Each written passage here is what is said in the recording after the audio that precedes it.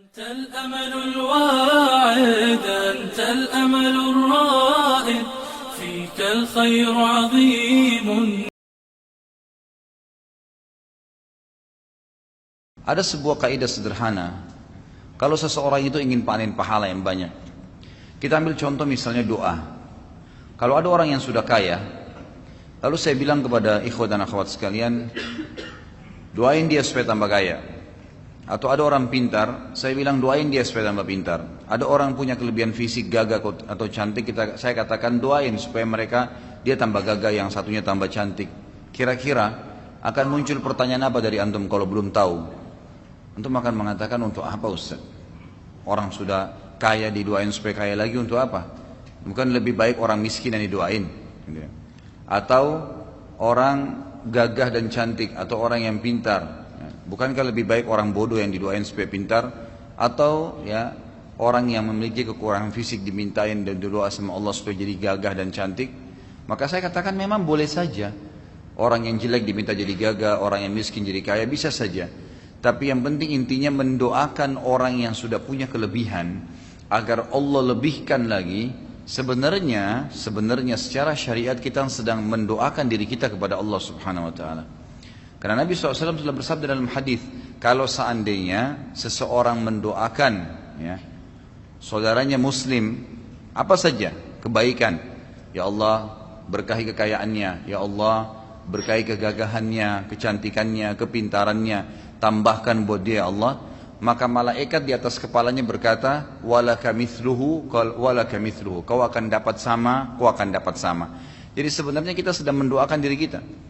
Karunia dari Allah Subhanahu wa taala, Allah meminta kita agar tidak cemburu dengan orang, tapi kita malah mendoakan kebaikan. Ternyata itu kata kuncinya agar kita mendapatkan apa yang dimiliki oleh orang itu.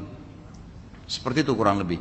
Jadi jangan dibalik, jangan malah hasud, jangan malah jengkel, iri, dengki dengan orang yang punya kelebihan, tidak. Doain dia, gitu kan? Doain dia. Begitu pula sebaliknya, jangan doain orang keburukan. Benci dengan tetangga, ya Allah matikan. Malaikat bilang apa di atas kepalanya? Walaka mithluhu walaka mithluhu, kau dapat sama, kau dapat sama, gitu kan? Loh iya, bisa dia mati duluan sebelum tetangganya. Kan gitu. Jangan doain keburukan orang lain. Dan dalam Islam selalu disuruh hati kita bersih, selalu niat yang baik lah ya, enak saja hidupnya. Kalau ada orang berbuat jahat dengan kita, lalu kita doakan untuk dia kehancuran, ghibah, fitnah, ngambil hak kita, ya Allah matikan dia, putuskan urat sarafnya. Apalah kalau orang misalnya dendam karena haknya diambil, bolehkah? Dia terzalimi, boleh. Tapi pada saat orang itu Allah berikan betul diputus urat sarafnya, Allah matikan, udah selesai, terbalaskan jengkelnya dia. Baik, setelah itu kita dapat apa? Enggak ada. Belum tentu bahkan hak kita kembali dari dia. Tapi kalau orang berbuat jahat, kita katakan, ya Allah berikan dia hidayah, buka hatinya supaya dia merasakan iman, berikan dia ilmu-ilmu syar'i kepadanya.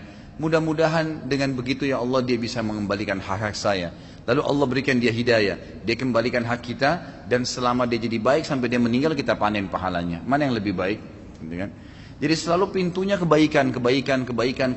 Bahkan sampai orang punya kelebihan pun depan mata kita doain. Subhanallah, saya lihat ini di teman-teman saya di Saudi sudah satu hal yang seperti kebiasaan. Jadi kalau saya lagi telepon teman saya di Saudi ini, alhamdulillah saya lagi buka begini, saya lagi begini. Yang paling pertama itu, semoga Allah berkahi ya akhi, insya Allah Allah pertambah lagi, insya Allah Allah lipat gandakan, insya Allah begini, didoain sama dia banyak. Karena mereka faham, oh dengan mendoain itu sebenarnya dia sedang doain dirinya, gitu kan. Hampir semua subhanallah kalau saya temuin, bahkan sudah menjadi kebiasaan dulu di kampus, teman-teman saya di luar kampus kalau ketemu salaman, bagaimana keluarga inti? Oh baik semua alhamdulillah, insya Allah Allah berkahi keturunan itu jadi orang soleh, didoain temannya sebelum pisah, awal ketemu. Itu satu hal yang biasa gitu. Karena mereka faham, mereka sedang mendoakan diri mereka sendiri. Jadi banyak hal manfaatnya. Pertama kita tutup pintu hasud, iri, hati kita jadi sakit itu hilang semua. Kemudian ternyata kita mendoakan kebaikan untuk dia, dapat pahala. Kita pun akan dapat seperti apa yang dimiliki orang tersebut. Jadi untuk mendapatkan seperti yang orang milikin, tidak harus mengambil milik dia, tapi doakan dia, bertambah kebaikan itu maka Allah akan berikan kepada kita. Gitu kan? Jadi seperti itu gambarannya. Begitu pula pada saat kita doakan orang keburukan. Begitu pula pada saat kita melakukan satu kebaikan. Kita menjadi penyebab orang lain jadi baik. Man dalla ala khairin, kata Nabi SAW, kana lahu mithal ajri fa'ilihi, mengkari yang yanqus min ajri fa'ilihi syai'a. Siapa yang tunjukkan orang menjadi penyebab orang lain melakukan kebaikan, antum tunjukkan teman-teman antum, oh ini ada pengajian di sini, mereka datang misalnya. Maka kita jadi penyebabnya. Ada masjid di sana, kita sholat yuk. Atau lagi jalan ke masjid, kita panggil tetangga, ayo sholat pak, ayo sholat bu, misalnya sholat. Orang ikut sholat, kita dapat pahala, dia juga dapat pahala. Tapi Allah berikan kepada kita pahala seperti dia tanpa dikurangin pahalanya. Siapa yang menjadi petunjuk saja orang berbuat kebaikan, maka dia akan dapat pahala pelakunya tanpa dikurangi sedikit pun dari pahala pelakunya. Jadi kalau ada orang nanya di mana alamat ini, di mana alamat itu, semuanya baik, masjid, majelis taklim, dia mau silaturahim keluarganya, tunjukin. Sebaliknya, man dalla ala syarrin, siapa yang menunjukkan kepada keburukan, kana lahu mithal wazri fa'ilihi min ghairi yanqus min wazri fa'ilihi syai'a. Siapa yang menunjukkan kepada keburukan, maka dia akan panen dosa seperti pelakunya, gitu kan? Tanpa dikurangi sedikit pun dari dosa pelakunya. Ada orang tanya di mana alamatnya diskotik ini, oh di sana, dengan semangat dia tunjukin. Kan itu orang itu mabuk-mabuk semua, dia tidur di rumahnya, dia dapat dosa sama, gitu kan? Ya, jadi kalau keburukan jangan ditunjukin, kan gitu. Gitu ya Pak Yoya? Ya, jadi nggak boleh nunjukin keburukan. Ya. Jadi seperti itu dalam Islam. Nah, ada juga hal-hal kaidah dasar dalam Islam. Apa yang antum pernah lakukan pada seseorang, itu dengan hukum Allah Subhanahu wa taala, dengan sunnatullah akan terjadi pada kita. Misal, ada satu keadaan di mana orang sangat kepepet butuh bantuan. Datang, kadang-kadang Allah uji kita dengan cara itu. Ada orang datang tiba-tiba sampaikan, saya lagi begini, saya lagi begini, saya lagi begini. Allah mau lihat nih, bantu nggak? Baik, kita bantu misalnya dengan ikhlasnya, baik silahkan. Pastikan ikhwas kalian dan akhwat, satu waktu Allah akan membuktikan kebenaran sunnahnya, hukumnya. Nanti akan datang waktu antum kepepet sekalian, akan ada orang yang bantu antum. Nabi SAW mengatakan, kama tadinu tudan, sebagaimana kau memperlakukan orang lain, kau akan diperlakukan. Apapun sifatnya, gitu kan? Dalam sabda Nabi SAW yang lain apa? Jagalah kehormatan kemaluan kalian, Allah akan jaga kehormatan kemaluan pasangan kalian. Sucikan diri kita, istri kita dijaga oleh Allah Subhanahu wa taala. Kita selingkuh di sana, ini juga selingkuh. Harus hati-hati. Ya, dan berbaktilah kepada kedua orang tua kalian, Allah akan membuat anak-anak kalian bakti dengan kalian. Kata kuncinya itu. Ternyata sebagaimana kita memperlakukan seseorang, apa yang kita lakukan, Allah akan balas dengan hal yang sama. Tadi itu contoh kebaikan, gitu kan? Menjaga kemaluan dari yang haram, bakti dengan orang tua, bersedekah, kebaikan-kebaikan yang kita kerjakan. Nanti akan datang waktu Allah buktikan tuh, kita butuh dan Allah bantu. Ada orang pernah utang, dia bilang saya nggak mampu bayar, ya sudahlah saya maafin. Pastikan satu waktu antum akan punya keadaan nanti di mana mungkin lagi belanja di toko orang, kalau antum nggak punya utang, udah nggak usah bayar, nggak apa-apa. Digratisin, itu akan datang ya. Bagaimana Allah membuktikan bahwasanya kamu pernah berbuat baik ini, Allah akan balas ya, jazakallah khair. Kalau ada orang sebaliknya, kita berbuat keburukan, kita pernah mencemar namanya orang lain, kita pernah mengambil haknya orang lain, kita pernah iri dengan orang lain, maka pasti akan terjadi hal yang sama. Akan datang orang lain iri juga dengan dia. Akan datang satu waktu, mungkin bukan pada saat itu, tapi akan terjadi dalam kehidupannya. Allah akan buktikan itu. Siapa yang merusak namanya orang lain, seperti itu. Apa saja perilaku yang kita pernah kerjakan pada seseorang, baik atau buruk, akan terjadi hal yang sama. Hadis Nabi SAW tadi saya bilang, kama tadinu tudan, sebagaimana kau memperlakukan orang lain, kau akan dibalas hal yang sama. Dalam hadis yang lain dikatakan, al-jaza min jinsil amal, balasan akan datang sesuai dengan perilaku atau perbuatan seseorang. Dan ini jelas sekali. Baik, Imam Az-Zahabi mengangkat hadis ya di sini, hadis riwayat Hakim ya, dengan sanad yang sahih dalam Kitabul Ilm. Dan juga ini Imam Az-Zahabi mensahihkannya. Man akala bi muslimin aklatan at'amahu Allahu biha aklatan min nari yaumal qiyamah. Barang siapa yang memakan harta seorang muslim, niscaya Allah akan memberinya makan disebabkan dari perbuatannya tadi dari api neraka pada hari kiamat.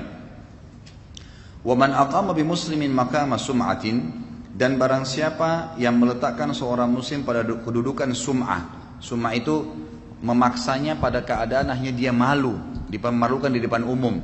Ya. Akamahullahu yaumal qiyamati maqama riya'in wa sum'ah. Allah pun nanti akan meletakkan tadi si pelaku itu pada kedudukan riya dan sum'ah pada hari kiamat. Dia juga akan dipermalukan di hari kiamat. Dia juga akan diperlakukan pada hari kiamat. Wa man iktasa bi muslimin thawban kasahu Allahu thawban min narin yaumal qiyamah.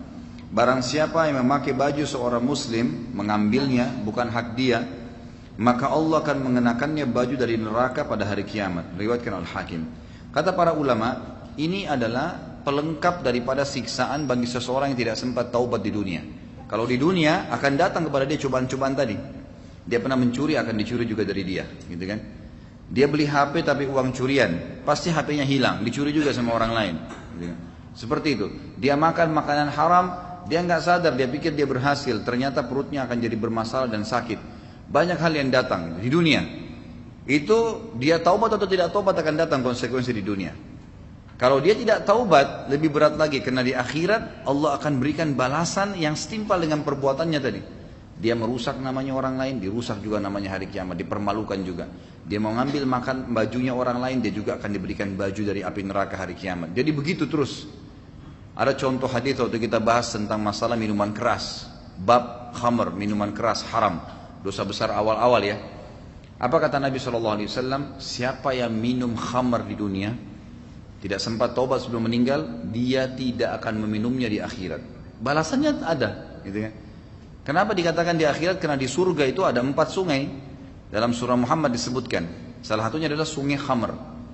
Sungai khamr, memang arak itu ada sungainya, tapi tidak memabukkan lagi di surga. Bahkan Allah SWT mengatakan wa khamrin ladzatin lisyaribin. Dan khamr di surga nanti itu sangat lezat untuk diminum, gitu kan? Di sini sabda Nabi SAW, siapa yang minum khamr di dunia, dia tidak akan meminumnya di akhirat. Larangan Allah dilanggar sama dia, dia tidak sempat taubat sebelum meninggal, walaupun masuk surga kata ulama, di surga dia nggak minum. Dapat fasilitas yang semuanya yang ada, tapi yang ini tidak boleh, dia terharamkan. Mirip juga hadis yang sama, kata Nabi SAW tentang sutra dan emas bagi laki-laki kan. Waktu beliau angkat sutra dan emas, beliau mengatakan inna hadani haramun ala dzukuri ummati. 2 benda ini haram bagi laki-laki umatku.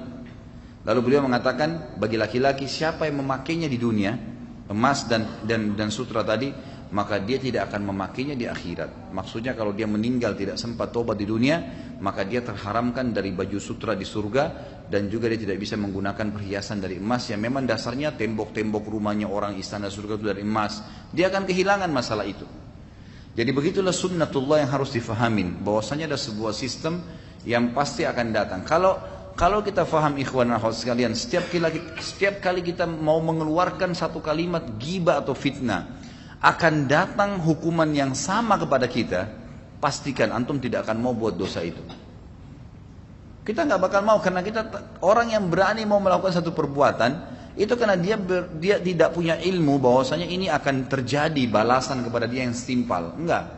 Tapi kalau dia faham, dia nggak bakal lakukan. Kita tidak akan ghibah, tidak akan ngambil barangnya orang, tidak akan melakukan perbuatan apapun yang berhubungan dengan mereka. Karena saya pernah jelaskan ada 2 dosa ya. Ada dosa yang merupakan hakullah dan ada hakku adami. Ada haknya Allah, sholat, ya, puasa, itu haknya Allah SWT. Artinya kalau antum taubat, Allah terima, udah dimaafin sama Allah, gak ada hubungan sama manusia. Tapi yang sedang kita bahasin adalah dosa yang kedua, hakku adami, hubungan dengan manusia, hubungan dengan makhluk, gitu kan? Nah ini kalau antum buat dosa ghibah misalnya, harus taubat kepada Allah dan harus minta maaf, perbaikin hubungan dengan dia. Nah ini yang berhubungan dengan manusia ini nggak bisa. Antum kalau yakin sentuh sedikit saja yang bukan barang antum, satu waktu barang antum juga akan disentuh. Bahaya sekali itu. Ya. Dalam masalah rumah tangga, sekali berbuat yang haram, terbuka pintu buat keluarga kita itu. Kecuali Allah SWT selamatkan, gitu kan? Maka kalau orang tahu pada saat dia berzina, ternyata terbuka pintu bahaya buat istrinya di rumah, dia nggak berani zina itu. Karena dia seperti buka rumahnya itu sebenarnya. Kan gitu. Kama tadinu tudan, sebagaimana kau melakukan, perlakukan orang lain, kau akan diperlakukan. Bukankah seorang sahabat datang kepada Nabi SAW mengatakan, ya Rasulullah, saya siap jalankan semua syariat kecuali satu, izinkan saya berzina. Itu aja, saya nggak bisa tahan fitnah perempuan. Nabi SAW menghadap ke wajahnya berkata, kau mau nggak kalau ibumu dizinai orang lain? Dia bilang tidak ya Rasulullah. Baik, saudaramu, saudarimu, mau nggak? Enggak. Anakmu? Enggak. Tantemu? Enggak. Artinya kalau kita lihat ibu kita sedang diganggu oleh laki-laki untuk dizinai, mau nggak kita lihat? Itu kita nggak mau. Saudari kita nggak mau, anak kita nggak mau, tante kamu nggak mau. Terus kenapa kau ridho mau melakukan pada orang lain? Artinya kata Nabi SAW, kalau kau buka pintu itu, terbuka pintu-pintu di rumahmu nanti akan ada gangguan-gangguan yang datang. Kalau orang faham ini, dia tidak akan berani melakukan kesalahan itu.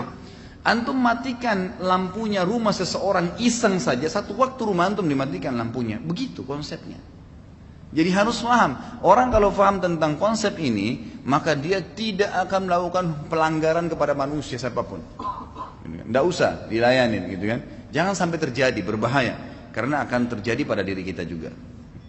Sebaliknya, kita berbuat baik sama orang, efeknya bukan hanya sekedar hubungan kita baik sama dia, bukan hanya sekedar dapat pahala, tetapi Allah Subhanahu wa taala juga ya membalas, nanti akan datang banyak kebaikan-kebaikan yang kita tidak sangka. Sekali kita bantu dia, kita akan dibantu satu waktu. Sekali kita pinjamkan, kita akan dipinjamkan. Sekali kita senyum, kita akan disenyumin. Begitu terus. Ya, begitu balasannya. Jadi tidak ada orang itu akan dibalas dengan keburukan.